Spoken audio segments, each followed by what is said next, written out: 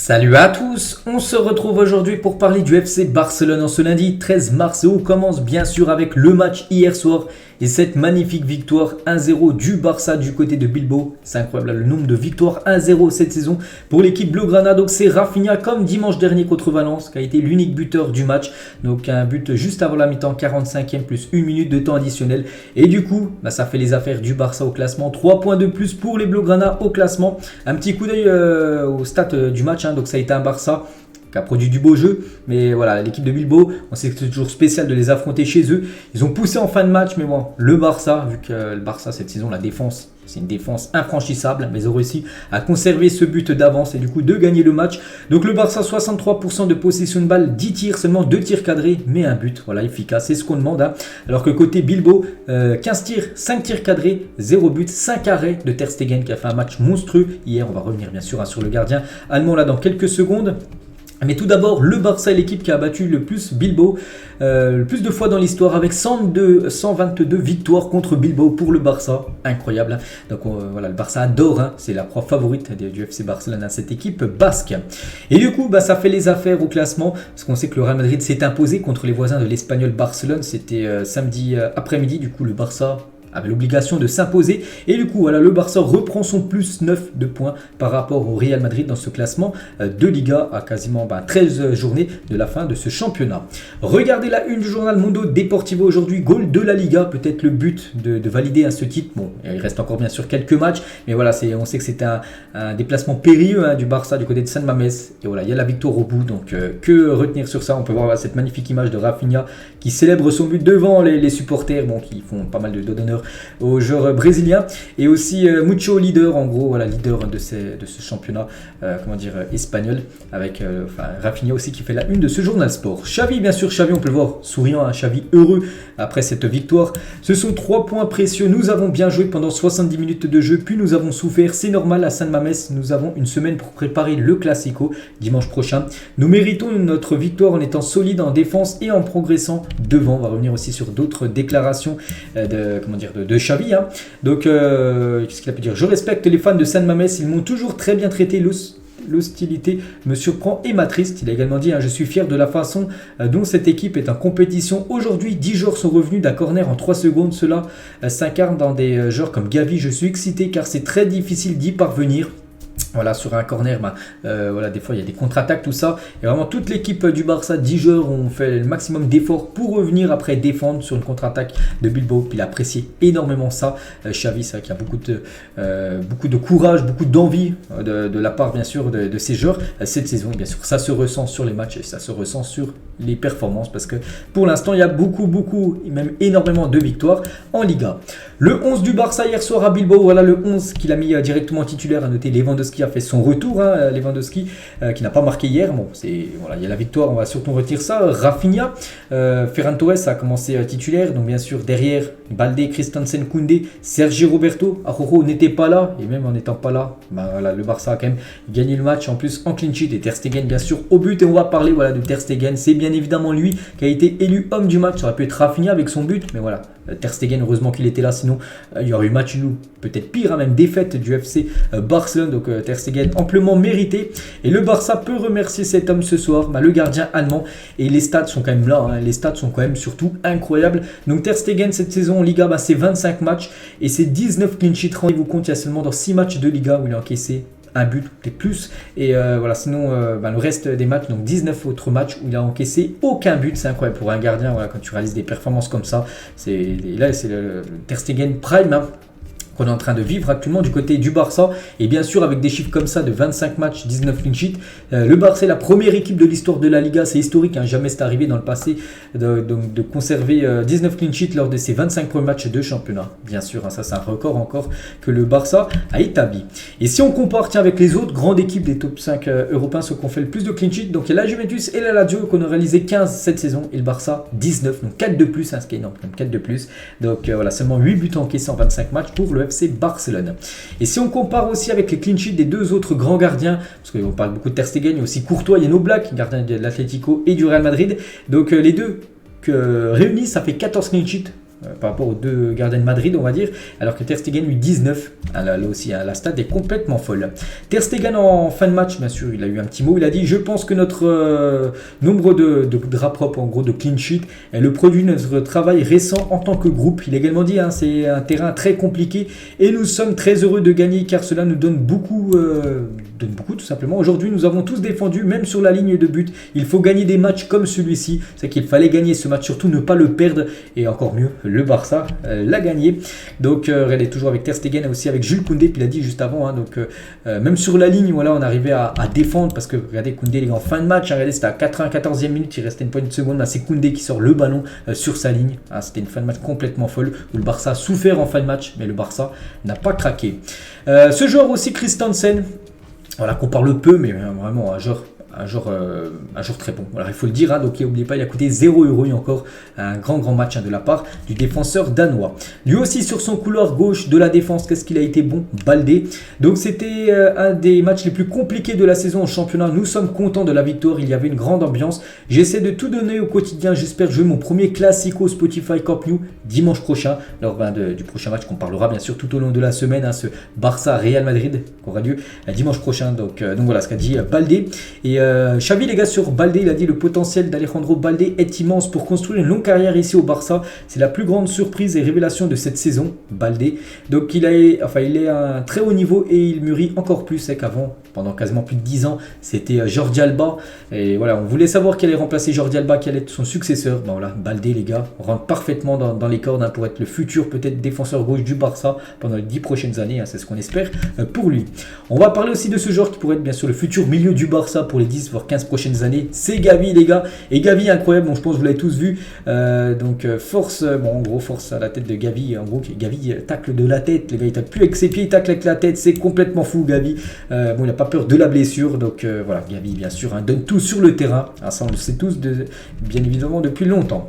On n'oublie pas le buteur, on a beaucoup parlé de la défense, tout ça, mais il ne faut pas oublier que le Barça a gagné le match, donc c'est-à-dire que le Barça a marqué un but, et c'est Rafinha qui a inscrit ce but, et comme je l'ai dit, les gars, contre Valence dimanche dernier, victoire 1-0, Rafinha marque le but sur une passe D de Busquets, la même chose hier, but de Rafinha sur une passe D également de Busquets, donc voilà, le duo a parfaitement reproduit ce qu'ils ont produit dimanche dernier au Camp Nou contre Valence. Et Rafinha avec son nouveau but. Donc cette saison, depuis août dernier, où il a eu beaucoup de mal, on se souvient, début de saison. Donc là, ça va beaucoup mieux. C'est depuis l'absence de Dembélé. On attendait beaucoup Rafinha et c'est vrai qu'il a répondu présent. Donc 9 buts et 9 passes D depuis août dernier. Et en 2023, depuis janvier là. Donc il a contribué à 12 buts du FC Barcelone en 18 matchs. Donc but plus passe D. Voilà, donc magnifique stat bien sûr pour Rafinha. Alejandro Baldé, on a parlé tout à l'heure, donc il a parlé de Rafinha, il a dit: il vient un grand moment, il nous donne beaucoup, il a beaucoup de qualité et nous sommes très heureux de l'avoir avec nous, bien sûr. Donc voilà, c'est vrai qu'il marque des points là actuellement. Rafinha, donc à voir les gars, après la trêve internationale avec le retour d'Ousmane Dembélé. Ça va être quoi? Est-ce que Dembélé sera sur le banc? Est-ce que bien sûr les deux seront titulaires, mais Rafinha retournera au poste d'ailier gauche et du coup Dembélé retrouvera son poste d'ailier droit? On verra bien sûr ce que ça donnera. Concernant Frenkie de Jong qui a joué, bien sûr, encore un bon match de Frenkie de Jong, et Xavi l'a dit, Frenkie joue à un niveau spectaculaire, il est l'un des meilleurs milieux de terrain du monde actuellement. Donc voilà le beau message de Xavi envers Frenkie de Jong. On va revenir aussi sur un fait de jeu qui a beaucoup fait parler, côté surtout Bilbao, parce que pour eux il y avait but.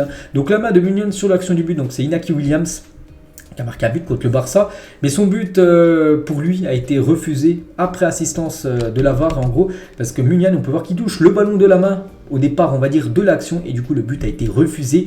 Et Balenciaga, donc un joueur de Bilbao, il a dit nous méritions de gagner. Je pense que le but a été injustement annulé car il le touche à l'épaule, alors qu'on peut voir que le ballon, tiens, regardez, je mets la main et elle est ici la balle. Donc voilà, pour moi la main c'est là, bien sûr. Donc pour moi il y a main, bien sûr, mais bon, du côté de Bilbao, bien sûr, ça passe pas du tout. Et pour eux, le but aurait dû être validé. Donc que ça soit Balenciaga, que ça soit Raúl Garcia, notre joueur de Bilbao, il a mis ça sur sa story Instagram à la fin du match, c'est-à-dire en gros qu'a fait l'arbitre, voilà, tout ça. Et les supporters de Bilbao, je vous l'avais dit, souvenez-vous, il y a quelques jours, qu'il y avait l'air de la fausse monnaie qui allait être jetée dans les tribunes. Ça a été le cas. Donc ils ont jeté de la fausse monnaie sur le terrain contre Barcelone pour protester contre les accusations de corruption de leur adversaire. Donc voilà, c'était beau, mais bon, voilà. Et puis ils chantaient aussi Mafia Barça tout au long du match, enfin pas une bonne partie du match. Donc voilà les billets qui ont été jetés, bien sûr, de la fausse monnaie. Avez-vous gagné la Liga à Barcelone grâce à Negreira? Vous savez, l'affaire qu'on parle actuellement. Donc c'est Valverde, ancien coach du Barça. Il a répondu à cette question. Nous avons remporté la Liga avec 14 points d'avance sur l'équipe classée deuxième et nous avons remporté la Coupe du Roi 5-0 en finale. Il n'y a aucun doute que mon équipe était la meilleure en Espagne cette saison-là. Voilà, parce qu'un journaliste lui a posé une question. Est-ce qu'il avait remporté la Liga il y a quelques années grâce à Negreira? Vous savez, c'est cette affaire actuellement qu'on parle beaucoup du côté de Barcelone. Toujours avec Valverde, cette fois-ci par rapport, pas par rapport à l'affaire Negreira, mais par rapport au match hier. Je n'ai pas regardé la rediffusion du but refusé, mais ce n'est pas la question. La VAR revient toujours. Le jeu n'a pas été vu par l'arbitre, les arbitres assistants ou le quatrième arbitre. Il a également dit le VAR est censé être là pour corriger les erreurs flagrantes, qu'un ballon entre ou non, des pénalités claires, des erreurs claires. Mais appeler l'arbitre parce qu'un joueur se frotte à peine l'épaule avec le ballon est absurde. Pour lui, voilà, ça touchait, le ballon avait touché l'épaule et non la main. Et du coup, le but aurait dû être validé pour son équipe de Bilbao. Donc, voilà, finale. C'est bien sûr une victoire 1-0 et son but a été refusé. Et un ancien arbitre de la Liga, il s'appelle Iturralde. Si vous êtes une personne honnête, vous admettez que Muniain touche le ballon avec sa main, même si cela vous dérange. Donc lui, c'est un ancien arbitre qui arbitrait bien sûr du côté de la Liga et dit bien sûr que le ballon a bien touché la main de Muniain et bien sûr le but a été logiquement, on va dire, refusé pour cette équipe basque. Regardez sur l'émission El Chiringuito TV, cette émission que je parle de temps en temps, donc ils ont parlé hier de cette rencontre et ce journaliste a dit, enfin ce consultant plutôt, quand le Real Madrid gagne c'est grâce à son ADN de compétiteur on peut dire, mais quand le Barça gagne c'est grâce aux arbitres. Voilà, c'est ce qu'a pu dire cette personne hier dans cette émission. Et bonne nuit supporters, merci pour le soutien, +9, voilà, on finit sur ça, sur le match bien sûr hier, avec ce +9 points avant le Classico, prochain match du Barça avant la trêve, ça sera dimanche prochain, ça sera à 21h, ça sera au Camp Nou et bien sûr on en parlera tout au long de la semaine et je vous ferai aussi un débrief dès la fin de cette rencontre dimanche prochain. Et concernant ce match dimanche prochain, à noter que Pedri sera de retour pour le Classico le 19 mars, donc il était forfait, j'ai dit c'était encore trop juste hier pour jouer contre l'équipe de Bilbao, et voilà, donc là il a repris l'entraînement et il sera bien sûr certainement dans le groupe, bon après titulaire ou non, ça j'en sais rien parce que c'est quand même dans une semaine le match, mais bon, il sera dans le groupe certainement. Pedri, et concernant Dembélé, donc lui reste incertain jusqu'à la dernière minute pour le Classico, mais il semble quand même que ça sera difficile d'être prêt à temps, donc lui il devrait vraiment être forfait et Pedri lui être dispo. On revient les gars sur cette affaire Negreira qui entache l'image du Barça. Et Laporta, le président, il a dit donc supporters, soyez calmes, le Barça est innocent et est victime d'une campagne contre son honneur dans laquelle tout le monde est impliqué. Pas de surprise, nous allons défendre le Barça et démontrer l'innocence du club dans cette affaire. Un petit rappel que l'affaire c'est quoi en gros? C'est que le numéro 2 de l'arbitrage, Negreira, aurait été à l'époque payé par l'équipe du Barça pour que le Barça soit en gros reçoive des que l'arbitrage en gros soit en faveur du Barça. Voilà en gros. Voilà, donc c'est pour ça que là c'est revenu au jour tout ça et c'est pour ça que là le Barça est entaché par cette affaire bien sûr. Donc c'est pour ça que Laporta a dit qu'il soyez calmes les supporters, il n'y a pas de souci. Le Barça n'a jamais payé le numéro 2 de l'arbitre pour avoir l'arbitrage en sa faveur. Et les équipes des services juridiques et médiatiques du Barça finalisent les dernières étapes pour que Juan Laporta se présente aux médias. Il va faire une conférence de presse là très prochainement, il explique l'affaire Negreira. Cela devrait être fait dans les 2 prochaines semaines. Voilà, donc une conférence de presse de Laporta sur tout ce qui est reproché sur le Barça pour mettre les choses au clair. Et le Real Madrid se voit affecté par les décisions arbitrales qui sont dans l'intérêt du Barça. Voilà, communiqué officiel de la part du Real Madrid. Et Xavi à propos du communiqué du Real Madrid hier, que j'avais dit, je ne sais pas ce que le Real Madrid cherche, je ne peux pas me mettre à la place de l'adversaire. Ils ne nous déstabiliseront pas, au contraire de Vini, Modric et Courtois. Nous sommes concentrés sur le football. Donc voilà, Xavi a réagi par rapport au communiqué du Real Madrid hier. Et cette personne, les gars, sur l'émission, toujours El Chiringuito TV, donc il a dit, donc c'est un consultant, bon, il s'appelle Sanchez.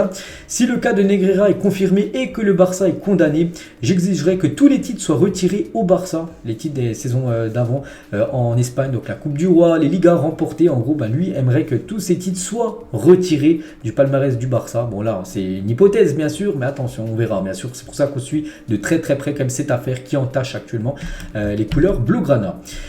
Iturralde, les gars, ex-arbitre qu'on avait parlé là juste avant, souvenez-vous, quand il dit qu'il y avait bien main de Muniain, donc il a réagi aussi sur une autre affaire. Donc après un Real Madrid Deportivo, une personne m'a prise à partie, a voulu me mettre dans une chambre. Cette personne m'a dit: je veux seulement que tu nous arbitres comme tu arbitres le Barça. Cet homme était Florentino Pérez, voilà, parce qu'à lui c'est un ancien arbitre de la Liga. Donc voilà, toutes les affaires actuellement, c'est que ça parle beaucoup actuellement du côté de l'Espagne. Bref, on change totalement de... Enfin, je parle plus d'arbitrage, hein, on va parler du jeune Lamine Yamal. Et il n'avait pas d'argent. Jorge Mendes deviendra l'agent de Lamine Yamal. Hein, cette jeune pépite, hein, actuellement, c'est le joueur le plus prometteur hein, du centre de formation La Masia. Donc Mendes est maintenant l'agent de Lamine Yamal. Il sera chargé de négocier l'avenir de la jeune starlet Yamal pour signer son premier contrat professionnel en juillet à l'âge de 16 ans. C'est qu'actuellement, il a toujours 15 ans. N'oubliez pas qu'il a déjà entraîné quelques fois avec l'équipe première quand même, du FC Barcelone. Victor Roque, un joueur que le Barça aimerait venir hein, du côté de l'Espagne. Donc il a bloqué l'offre d'Arsenal. Arsenal était intéressé, il a dit non, tout simplement, car il attend Barcelone et qui est convaincu qu'il finira par le signer. Donc ouais, il refuse Arsenal pour venir, lui, vraiment, c'est que le Barça dans sa tête. Donc il vient, hein, ce jeune numéro 9 brésilien. Et on finit, je crois que c'est la dernière photo de l'avant-dernière. Donc le Barça souhaite se renforcer au milieu de terrain. L'été prochain avancerait bien dans le dossier. Gundogan, hein, ça prend de plus en plus une grosse ampleur. Gundogan, concernant Silva, cela paraît compliqué quand même pour Bernardo Silva. Parce que lui, il est payant, hein, Silva, vu qu'il a encore un contrat. Alors que Gundogan, il est en fin de contrat. Donc il peut arriver gratuitement au club. Et vraiment, c'est une très très belle option. Et moi, je pense que ça va se faire Gundogan du côté du club. Et on finit juste, il n'y a pas de titre, il n'y a pas de titre en gros sur l'image de Ter Stegen. Mais juste voilà, une photo pour finir hein, sur Ter Stegen par rapport à l'immense saison qu'il fait. Bon, il faut oublier toute la défense, mais lui, il est énorme. Hein. La preuve encore avec son match, cette masterclass réalisée hier du côté de San Mamés. Donc voilà les gars ce qu'il y a à dire aujourd'hui. J'espère que ça vous a plu. On se retrouve dès demain. On commencera à parler de plus en plus au fil des jours de ce classico dimanche prochain. Un match décisif. N'oubliez pas que sa victoire, hein, ça ferait 12 points d'avance sur le Real Madrid à quasiment 2 journées de la fin. Ça sentirait très très bon le titre de Liga. Allez, moi je vous laisse. Bonne journée à vous. N'hésitez pas à like les gars si ça vous a plu et on se retrouve demain.